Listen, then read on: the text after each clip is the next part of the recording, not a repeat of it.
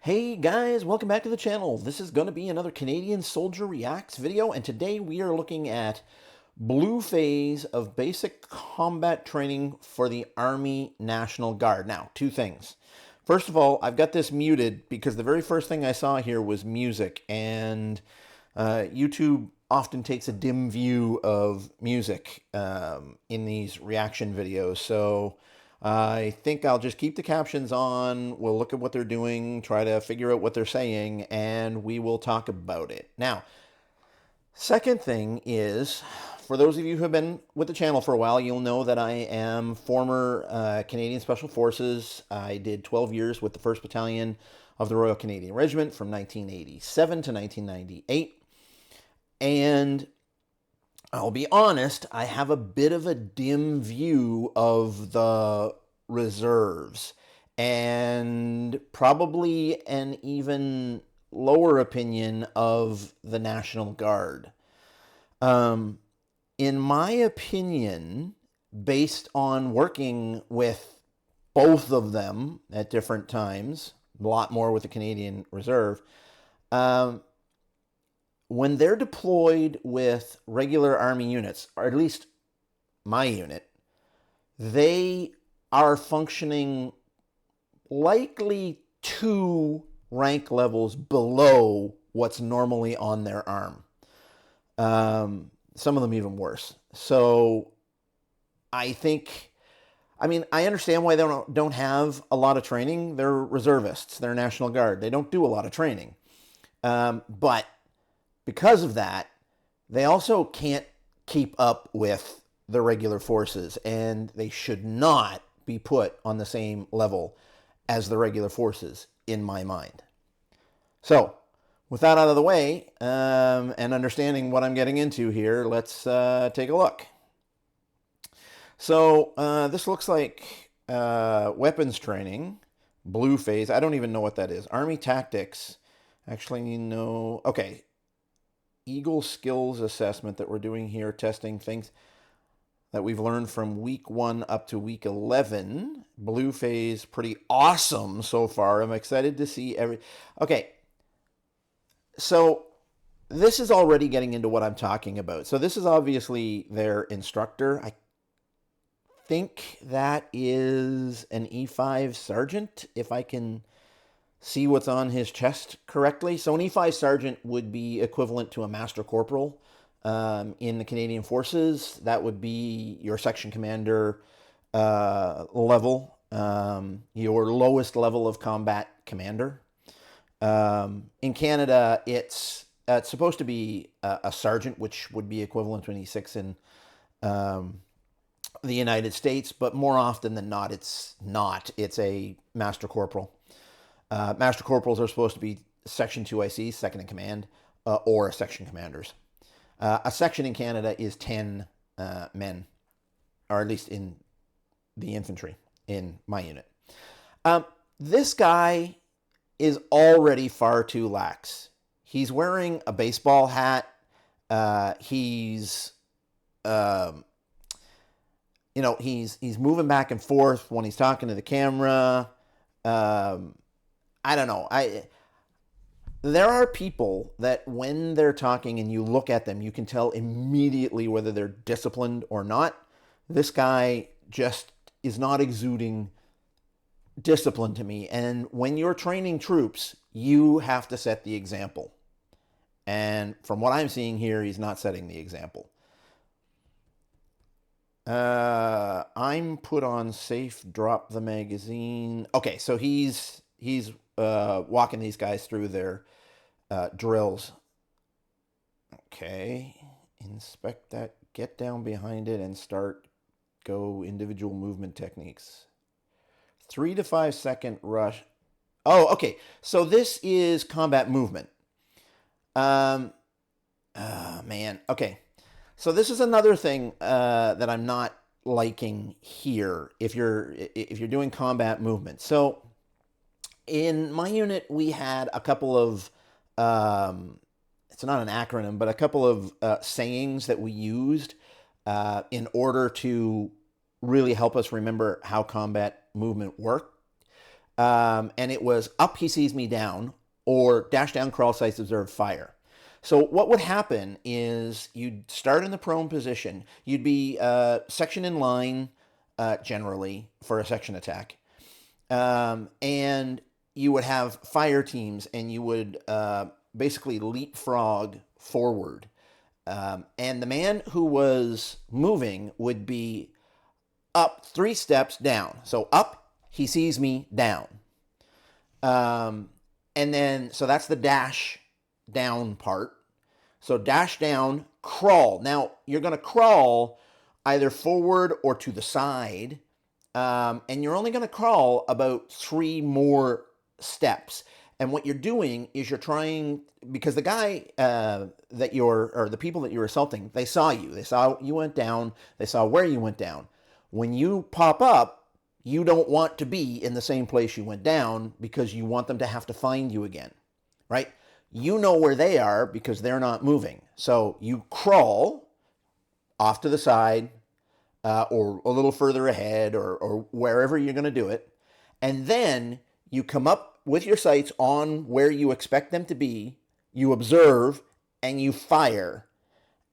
And then you're back down. And as you're observing and firing, your partner in your fire team is doing his up, he sees me, down, dash down, crawl portion. So somebody's always observing and firing as the other person is moving. They're just doing crawls. And I don't see any particular use for that other than learning how to crawl. Obviously, this take concealment on the ground, low crawl. It's the lowest silhouette possible. Yes, there is a low crawl and a high crawl. But in section attacks, you wouldn't be doing a high crawl.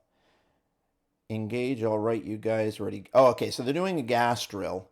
And again, look at this. So first of all, your instructors all have pot bellies. They're all in t-shirts. 2 of them are wearing their ball caps. 1 of them is not. They're drinking a Coke. I don't see any discipline here among the instructors at all. And if you don't have discipline among the instructors, you do not have discipline among the recruits. As far as the gas training goes, I mean, it looks, you'd be dead. It looks generally okay. You got to do it a little bit faster. Yeah, just lackadaisical. You got to do it a little bit faster. Go ahead and reset. So, okay, so now whatever the ASP station is, we'll be assembling, programming, calling in, up the line, constant. Okay, so this is communications. Oh, interesting. So, call in indirect fire. This is very interesting. So, okay, yeah, I can see this is a 10-foot antenna, which is collapsed down. I'm guessing that they're learning voice procedure here. And to be honest, on a basic combat training course, you only learn the most basic versions of voice procedure here. So I wouldn't expect anything too spectacular. A 9-line medac is the method we have for calling in any type of medical transportation for someone that's injured. Each of the 9 lines describes certain things such as location, going to where the frequencies were on, and other things like that. Okay, so that sounds like a form or format, a cheat card, again, for voice procedure. We had all kinds of those for basically every different thing that you needed to do, whether it was calling in fire or calling in medevac, or giving a sit rep, you had very specific bullet points of things that you had to hit in a very specific order so that the person at the other end of the line always knew what to expect, what was coming, and you always got the right information. So for voice procedure, that is very important, to be honest. So now it looks like they're doing dry weapons firing, automatic weapons, or not firing, training, dry weapons training for automatic weapons. Yeah, there's not going to be any actual rounds here. Again, I'm seeing the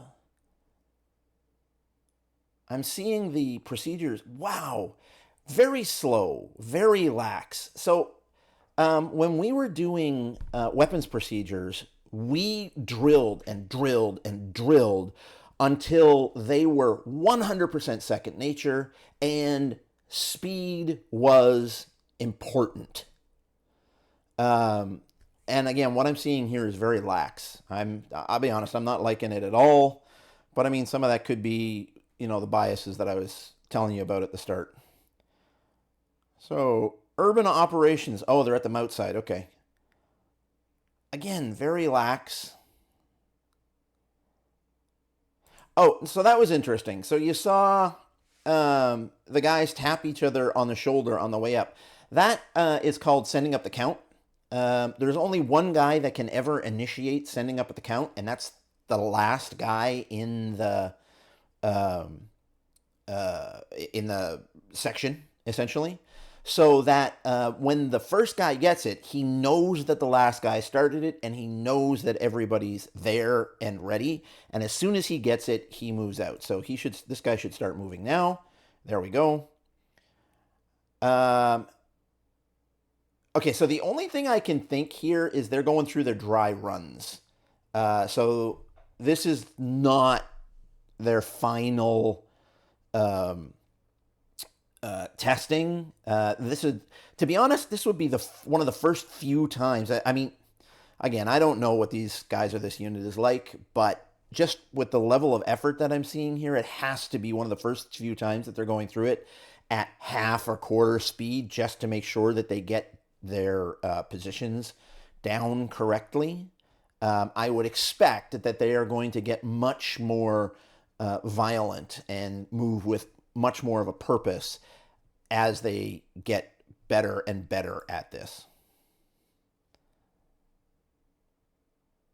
So yeah, maybe this is really early in their training, and I'm just, oh, that's interesting. So this guy here, I'm assuming, so this is a dress rank.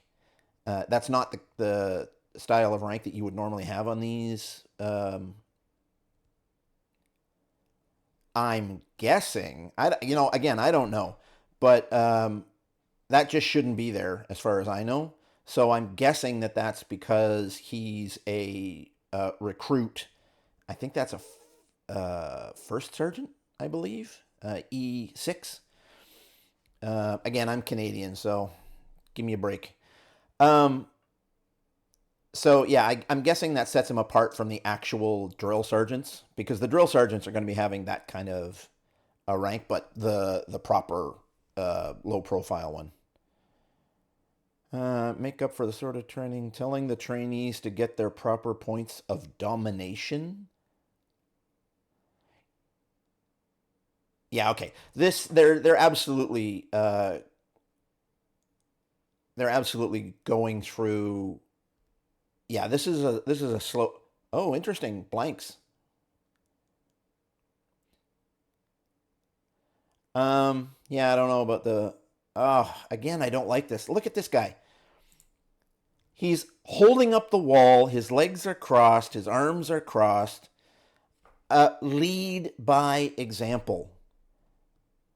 I mean, unless you're acting as enemy force and you're supposed to be in there for them to fire at.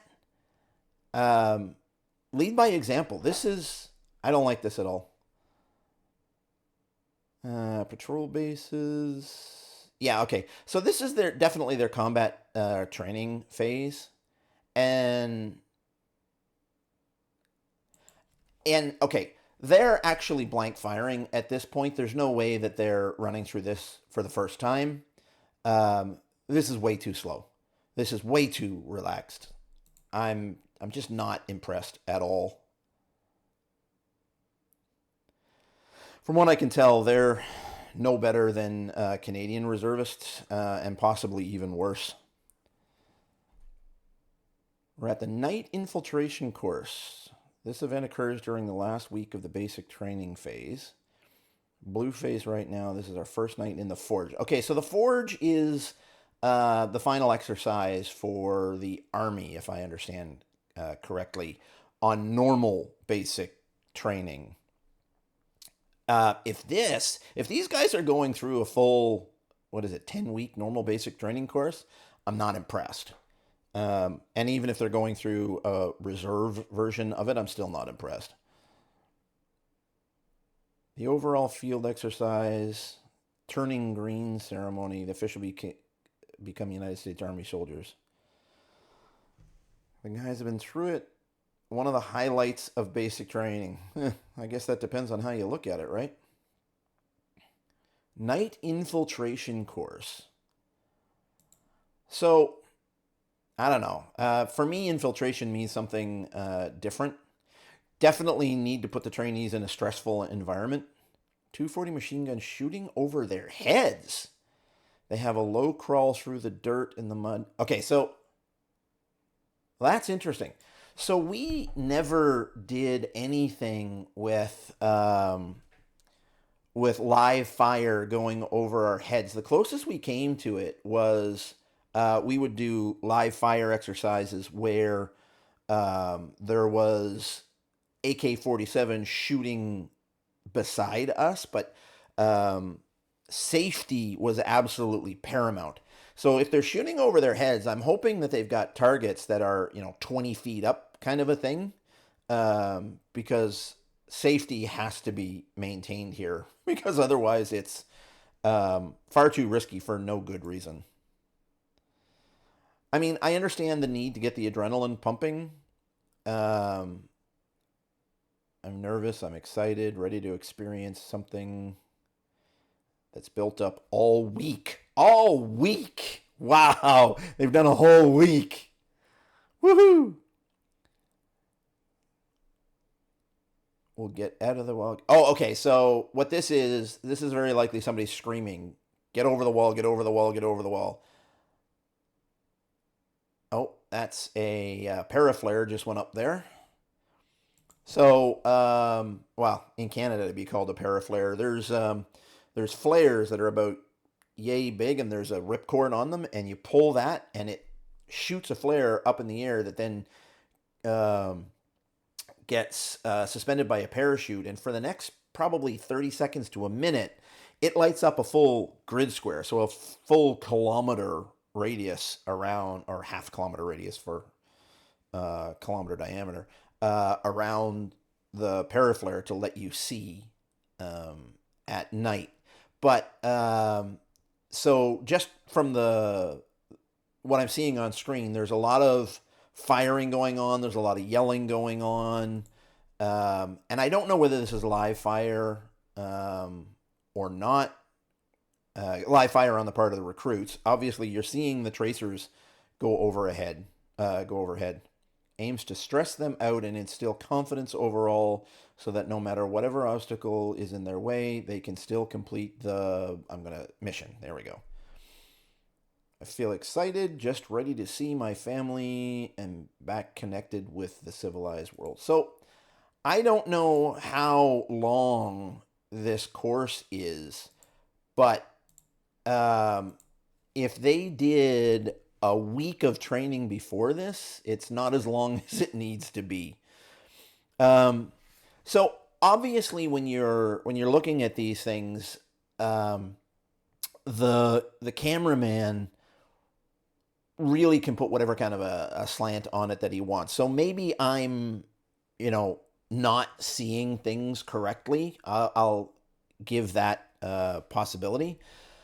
But And maybe they're, well, I mean, I want to say they're much earlier in their training, but if they're in the forge, which is essentially the culmination of their training, they should be significantly further along than that, and they should be significantly more motivated, and they should be significantly more precise in the movements that they're doing. So I'll be honest, all in all, I am not impressed there. I'm not even sure if I'd say that they're as good as the Canadian Reserve. Canada only has regular forces and reserve. They don't have a National Guard.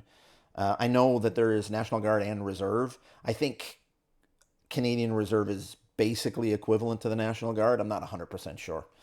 But yeah, so I know I'm going to tick some people off with this one, but I have to call them as I see them, guys. And what I see here was not the best that I've seen. So thanks for watching. If you like this video, please leave a like down below. Subscribe to the channel. It really helps me out a lot. And I will see you guys on the next one. Bye.